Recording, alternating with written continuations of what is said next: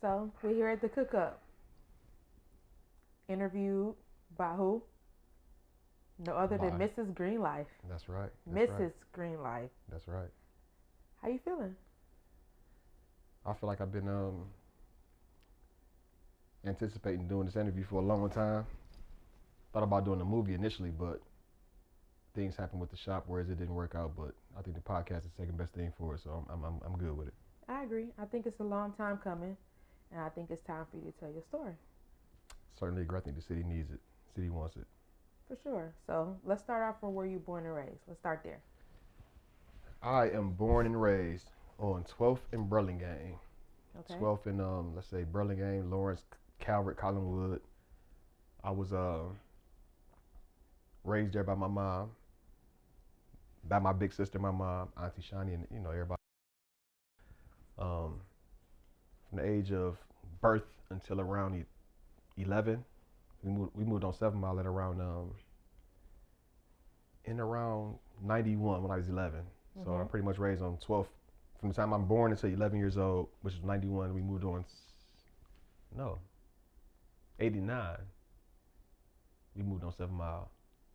I was 9 years old when we moved on 7 Mile. 7 Mile is Ray Park. That's 89. So I was 12 from 12, from birth until 9 years old. From 9 years old until high school is when I moved to 7 Mile.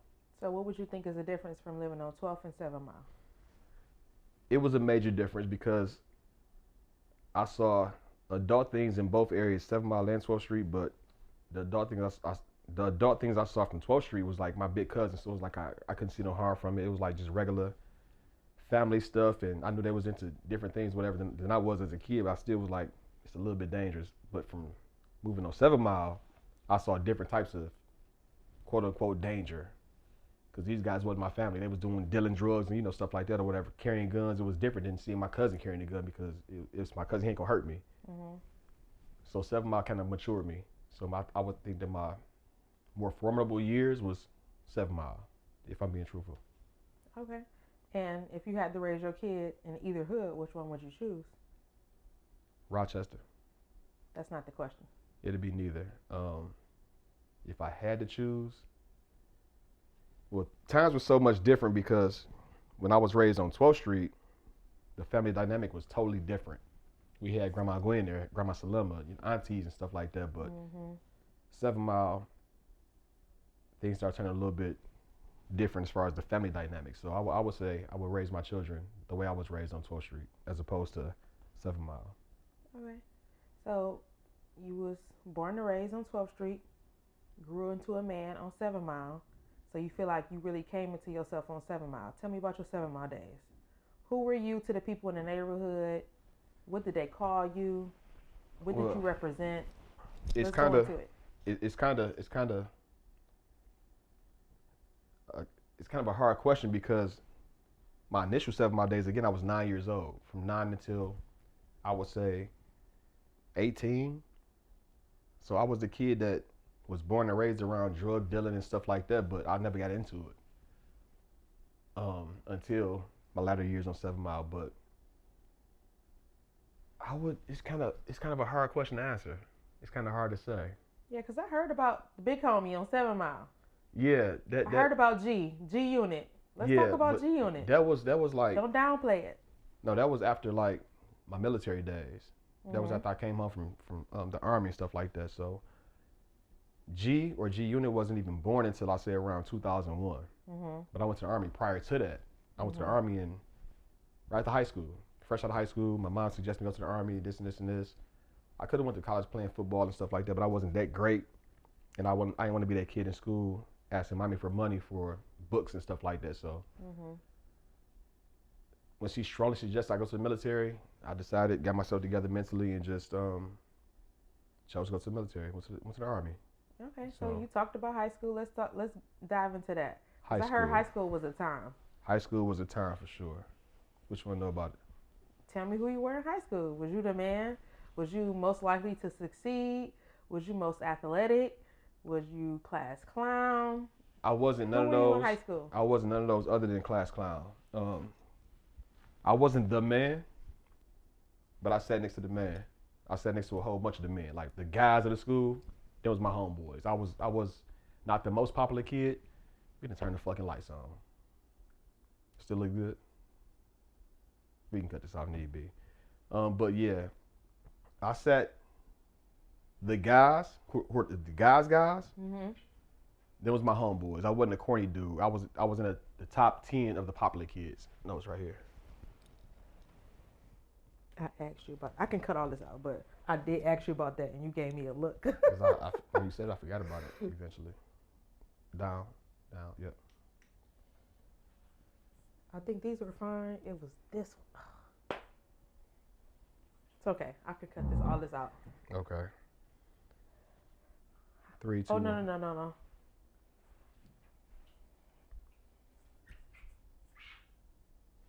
Just this part up here. Turn. Turn around. I can see the light in the picture behind you. So turn it to the left. This is blurry now, anyway. But no, turn the light though. Nope, it's in this camera like bright as day. Nope, it's too close. It gotta be like to the left or off. That one gotta be off. That light gotta be off. Yeah. Yeah, it's gonna be off. But start anywhere around high school and then I can edit it out. Oh yeah, so in high school I was one of the guys, but I wasn't like the best athlete in the whole school. I was cool with the best athletes in the whole school. I was the guy to a degree, but because I was a real popular kid, because I was funny and I cracked the most jokes and this and this and this, so I was always one of the guys. But as far as who I looked at as the guys was the athletes. Though I was an athlete, there was much better athletes, and they was a lot more popular than I was. But I still was able to hold my own in sports and joking and cracking jokes and whatever. What I didn't do was care to dress. I didn't dress much in high school because that just wasn't my thing. Mm-hmm. My dad was rich as hell. My mom was always a hustler and working and stuff like that. But I didn't keep up with the fresh kids and stuff like that. I just didn't give a shit to. It wasn't my thing. But I was one of the popular kids for sure. So what I remember from you telling me about high school is that it was a good time. You were a class clown, but you didn't end senior year how you wanted to. Let's talk about that. Oh yeah. Well, senior year in high school, first off, I went to school for sure to graduate, but my main thing was to graduate and go to prom. Prom was my biggest shit. I didn't get to go to prom because one day my mom she worked at Detroit News and Free Press, and she used to go to work at late at night or whatever. So she was a single woman, so she had a gun with her, but she left it in her car or whatever. So I drove her truck to school that next morning. What kind of car was it? It was a 98 RAV4. Brand new joint. Hitchback? No, it was a small SUV. Oh, okay. But it was new. It was my mama's. We had a brand new car, but she had left her gun in the car. I got pulled over in the parking lot of school or whatever, and the police asked me for my registration. Went to the glove box.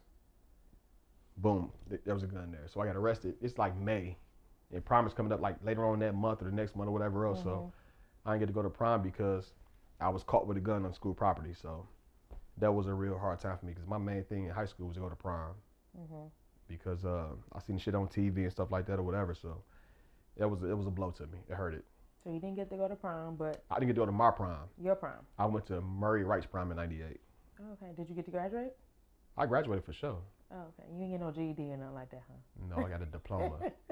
Okay. Heavy on diploma. All right, we're just making sure. Yeah. So what happened after high school? What you do? You get a job? No, I didn't get a job. I cut hair all through high school, whatever else, like, to keep the small money in my pocket, whatever. But I didn't get a job. No. So. Heard you was a serviceman. No. A man in the uniform. No, I went to the Army. Right. Yeah, my mom strongly suggested me go to the Army. Strongly suggested. Mm-hmm. What'd that do for you? If I'm being truthful, I don't know where I'd be today without the Army. Why is that? Because if I could fast forward to my Army days, my last year in the Army, I developed epilepsy. Mm-hmm. Start having seizures. Mm-hmm. So right before I got out the Army or whatever, this was prior to me getting out the Army. I had my first seizure ever. Never had a head injury, no shit like that. Just out the blue had a seizure. So fast forwarding, um, we have to go back to this part too. I'm gonna skip some shit, but um, the seizure disorder eventually got me 100% disabled veteran status as far as military. So I'm paid for the rest of my life in the military. Mm-hmm. So without that happening, without my mom strongly suggesting me go to the army, I don't know where I'd be at right now because there's so much shit going on with all types of different financial situations and stocks going up and down and housing market and stuff like that. So I survived um, with my disability compensation. So what about the characteristics, traits, like stuff that you like learned from the army, stuff that you would feel like you learned as a man? Let's. What That's a about good that? question. That's a good question. I think I don't know about specific characteristics, but I do feel like though I hated it when I was in there, I hated almost every minute of it except the parts I was having fun. But um, I think all kids from graduating high school should be forced to go to at least basic training. I ain't Why? saying because it taught me how to be a man. What about What, girls? what you mean? Girls go to the army too. What would they learn? Oh no, that's I don't get the experience. I was a young man going to the army, so I can't say how to teach a woman how to be a woman or a girl how to be. I can't speak for that. Mm-hmm. But young boys, Mm-hmm. it's gonna sound barbaric or whatever. But end of the day, I think that all boys graduating high school should have to do at least the 2.5 months of basic training because it teaches you um, certain shit about life that you wouldn't pick up that I didn't pick up in my 18 years Mm-hmm. from my dad or the streets or whatever. It teaches you camaraderie. It teaches you loyalty. It teaches you this a white motherfucker from Port Arthur, Texas that you will kill and die for because you got to depend on them. Mm-hmm. It's just a camaraderie thing. I mean, I'm a big family person anyway, so it kind of locks certain shit in for me. So that's Is one of the main basic training things. only 2 months, 2.5 months, or that's just what you suggest? No, the standard back in '98 it was 8 weeks, Hmm. but there's like a week of what they call this shit, getting introduced to this shit. I forget what it's called. Indoctrinating yourself into leaving home and Mm-hmm. getting to around other people, different cultures, different races, whatever else. I'm gonna think of the word in a little bit. I can't right now, but Mm-hmm. there's at least a week of that. So it's like about 2.5 months, maybe two months and a week, some shit like that. Mm-hmm. And overall, you would feel like that was a good experience for you. 100%. Though I hated every minute of basic training, 1,000%. That's one of the best things that could happen to me. You would send every son of yours to the army, I would. basic training, I would. and wouldn't fear for their life, anything like, go ahead, I see you No. when you get back. No, because basic training it's a strip down. It strips you down of everything that you thought you knew, you believed in as a civilian. That shit beats all that shit out of you. From your haircut to the way you walk, the way you talk, it kills all that shit. You're not a civilian. You're not regular no more. You're a soldier, and you can't just jump into being a soldier. You got to be stripped down of everything you believe in to become a soldier. So, basic training. Never been to boot camp or whatever else, Navy, Marine stuff like that. But basic training beats the shit out of you and strips you away from all things you know about Mm-hmm. who you were prior to coming here. Cause I've seen some stuff on like TikTok and social media, and I see how like they go through this whole process and say it's supposed to break you down and build you back up, and then I seen the whole process where I don't know if it's the Air Force or something where they're standing in attention and your family members need to come and tap you out. Did you go through something like that? We didn't get that's Is new that shit. something new? We didn't get that Okay. when I graduated. My mom and excuse me, my mom, sister, brother-in-law, they came down there to my graduation. But when I was in detention, Mhm. I don't give a fuck who touch you. Mhm. It could be a general. Mhm. You don't move until they give you until they give you the command to break attention or whatever. So we didn't get that. I think that's a great thing, but we didn't have that. And I think that the army stuff is so like embedded into you because sometimes we watch movies and we see stuff that's like army base and they'll salute inside. You like, that's not real because you can't salute inside, or you can't do this. They can't wear this hat, or they should never have facial hair. Like that is like Absolutely. in you. It's like it cannot even be like you can't unsee it. You gotta think. I was a kid when I went. I got broken down as a kid and taught certain things to become a man with those standards. Mhm. So you can't unsee certain stuff. Mhm. That's how I feel about that. So I think that one of the like greatest things about being in the service is that you get to travel. Tell me where you went. Well, I don't think that was my greatest part of it because I never really cared to travel as a kid. Um, though I did get to go places. I went to my first time leaving Detroit for real, other than go vacation with the family to Atlanta. My first time as an adult, I went to Fort Knox, Kentucky. Mm-hmm. We took a flight down there for basic training. After basic training, came home on vacation after basic training. From home, I went to Aberdeen, Maryland, which Mm-hmm. is outside of Baltimore, for my AIT, which is Advanced Individual Training. Went there, um, and from there came back home on vacation for 40 days. And from there, I went to Korea for 365 days. Um, and I hated Korea. Well, first off, we landed in Tokyo for a day, had some fun out there, whatever. Then went to Korea, South Korea.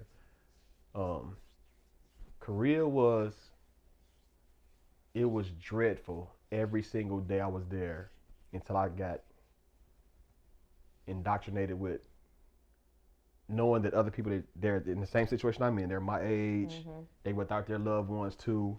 Till I got the camaraderie, but You I found your hated that people. shit. I found my people.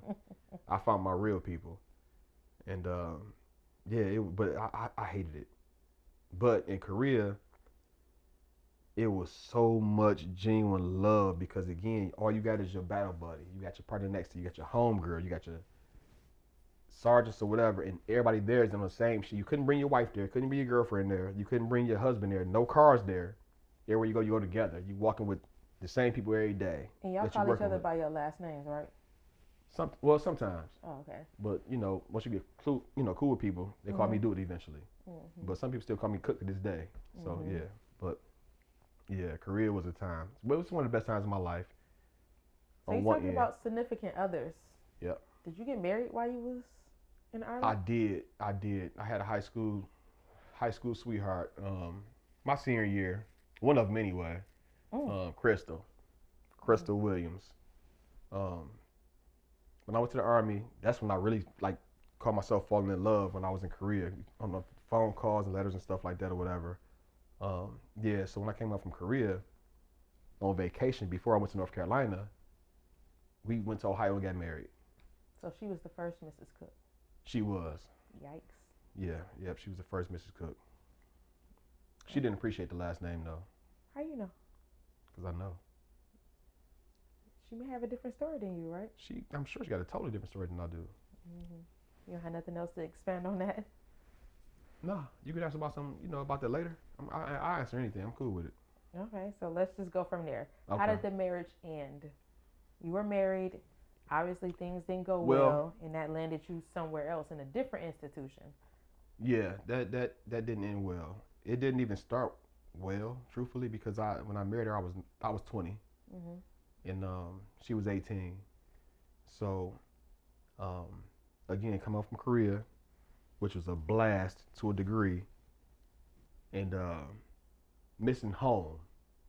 You got a whole bunch of friends here and girlfriends here, or whatever else. But end of the day, they're new. She about to leave. He about to leave. He about to go to Texas. You finna go to North Carolina. She finna go to Hawaii. All your friends about to leave. Mm-hmm. So it's just a connection thing with me because the phone calls and the letters to her was like magical shit to me because I'm touching back to Central High School. Mm-hmm. My homegirl, my high school sweetheart. Mm-hmm. It wasn't no real love type of shit. It was on some old, I made some real true friends here. They about to be gone. The closest thing I got to home, she stayed on Webb. I stayed on Burlingame, a block away. Mm-hmm. So like, this feels kind of like more homey to me than anything. So let me just go and marry this girl. Married her, went to North Carolina together, Fort Bragg, North Carolina. Things was rocky again because we was kids. Mm-hmm. Though I was 20 years old, she was 18, technically adults, but we was kids. That shit was doomed from the beginning. It would have never worked. Again, but how did the marriage end? That landed you in a different institution, correct? No, that's not what ended it. It ended way before I went to prison. Well, I'm talking about when you went to prison. Something happened in that marriage that made you go to prison, correct? No. Something happened in that relationship. The marriage had already ended. Okay, so let's just segue into that. Okay, well, Because you going to prison has something to do with somebody that was you was in a marriage with. yes. Okay, so that's where I'm going with it. Okay, so when I got out of North Carolina, um, we moved back to Detroit. As a matter of fact, when the house I first had bought with, well, actually let's go back. We came back to Detroit. I got a job. I was driving an armor trucks for Guardian Armor or whatever. We had a decent relationship. It was not horrible, but it wasn't like the best shit. But we made it work. But when I came home from the army, I had like 40 days of leave left. So in my orientation to drive the armor trucks is when 9/11 happened. So I'm in orientation, about to get my Guardian Armor job, job or whatever. And we watching the TV in orientation, and the planes hit, boom. Now I'm technically still in the army. I'm still an active military person, but I'm on home on leave, and I'm about to end my term of service or whatever. So, I got my job there, or whatever. We bought a little house eventually. We had an apartment first off on 96 and Telegraph. Eventually moved from there, bought a house in 7 Mile, Biltmore. Telegraph, that was rougher. It was Detroit side, but we bought a house on 7 Mile in Biltmore. And that segues into our big clashes, our fights and arguments, whatever, which led to our divorce eventually. But going to what you were saying, the house I bought on 7 Mile in Biltmore, where I became G at or G Unit at, and I started my drug dealing career, whatever. Mm-hmm. I bought the house and I was still married to her. We had divorced. We had been divorced for maybe half a year or so. Oh, okay. So I eventually decided to sell the house. And the realtor I had was saying that, since you divorced and she didn't want nothing from you but her last name back and this and this and this, that everything's good. Everything's cool to go, good to go. In our divorce, she didn't want nothing from me. I didn't have no fucking money for real, but she didn't want nothing from me but her either my last name. It was some shit. Whereas, long story short, when I bought the house, I was married to her. Mm-hmm. Even though we had been divorced for 6, 7, 8 months, and I decided to sell the house, we had a dumbass realtor that said, well, you can't sell the house until she signs off on it. I'm like, bro, we divorced already. She didn't want the house, none of that type of shit or whatever. So, long story short, it's possible because I want to move on to something else. The day I was about to sell the house, I had to go to her. She would not come out to the closing. She said, I'm 10 minutes away, 5 minutes away, I'll be there in a second. She never came. So now I know she on some bullshit. So the realtor telling me like, can you just try to meet her where she at? I'm like, bro, she ain't come here. She an hour and a half late. She ain't coming here, whatever. So I called, said, Crystal, where you at? I need you to sign this paper so I can sell this fucking house. So long story short, I talked to her mom. Her mom like, we over here on web or whatever. Gets to her mom's house. The realtor's outside. This was just a dumbass realtor. They like, well, she just signed this paperwork. You sell the house, get your money, whatever. We get in there. I know she playing games because she upstairs blow drying her hair and whatever else. I say, Crystal, come sign the paperwork. It's a done deal. She picked the pencil up, come to the table. I don't want to sign right now. I walk upstairs. I'm like, D. Her mom's name is D. Derlin. I love her to death still to this day. I ain't talked to her in years though, but she like, Crystal, come sign the paper. You gotta go, whatever. She fed me some food or whatever. She come back down, pick the pen up. I don't want to sign. All the paper was saying was that she has no interest in the house. That was it. Which the divorce had already disclosed or whatever. But long story short, she said, fuck me, because my dumb ass eventually pulled the check out that the realtor gave me. I'm about to get. She saw they say $11,000. I was about to clear $11,000 from selling the house or whatever. So she's like, you ain't about to sell this fucking house. I need half of that check or whatever. I say, bitch, you got me fucked up. Now mind you, at this time, my baby mama Tasha's in the car outside. So I go outside, I'm pissed off because she just made me lose $11,000 on purpose. She had no entitlement to this money. I go outside to the car, look back up on the porch. She out there laughing, going crazy and whatever. So she made me hurt with that shit because I ain't had no fucking money to lose $11,000 and I can't sell my house either. So long story short, I got so mad about the shit, I went and grabbed my gun out the car, under my back seat, and I busted windows out her. She was in her boyfriend's truck at the time. It was in her mom's driveway. Busted windows out the truck. Boom, boom, boom, boom. But they seen me with guns before. That didn't scare them. So to me, it's like, bitch, this ain't scaring you. You got me fucked up. Cause they still on the porch laughing. Oh, you lost 11,000, this and this and this. My baby mom in the car, so I'm really getting agitated. I'm pissed the fuck off because this supposed to scare you. Bust the windows out, hand bleeding, all type of shit. Her and her sisters on the porch laughing. Her mama, whatever. So I said, okay, fuck it. I walked around the car, boom, shot the tire out. Empty car in the driveway. Nobody's inside the car. None of that type of shit. Shot the tire out. Got in the car, left. Fast forwarding, I eventually got it. My brother got shot. He got shot in the ass. At the hospital, at Henry Ford Hospital, I get into a security guard because they let me see him. I'm like, I need to see I'm going crazy about my brother. So they detained me. And at that moment, I found out I had a warrant for my arrest for shooting a tire out. And eventually I had to retain an attorney, paid him $10,000. A bitch ass attorney. He's terrible. His name is K. Alexander. Hope he's probably dead by now. But anyway, long story short, I got arrested, went to prison for 3 years. I'm sorry, 4 years, 8 months, 17 days. Yes.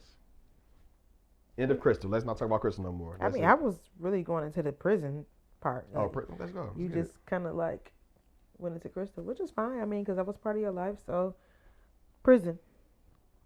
The cook up. That's how the name came to be. Let's talk about it. That's not how the name came to be. The cook up. You do cook ups. I do cook ups for sure. And with your last name being Cook as well. So, I mean. So is yours. But, yeah, with prison, I hated every fucking day of prison. I guess since the 4 years, 48 years, I eventually did 4 years and some change, whatever. But before I went to prison, Tasha got pregnant with Tayar. So that was a hard thing for me because my baby. Let me take that back. I'm sorry. When I first got locked up, Tayar had turned 1 when I was in jail before I went to prison behind this shit. He turned 1 year old September 22nd, 2005. Now with me and Tasha, I never missed an appointment. I was there for that was my chick or whatever. Because she got pregnant. Only reason, but she had Tayar when I was in jail. I came home like September 24th, some shit like that, 2005. 2006, I'm sorry, after he turned 1 year old. He was born 2005. I was there the whole time. I got locked up right before his birthday or whatever. Yeah, came home on bond. She got pregnant with Kyla. Kyla was born while I was in prison. She was born on Cinco de Mayo, May 5th of 2007. Yep.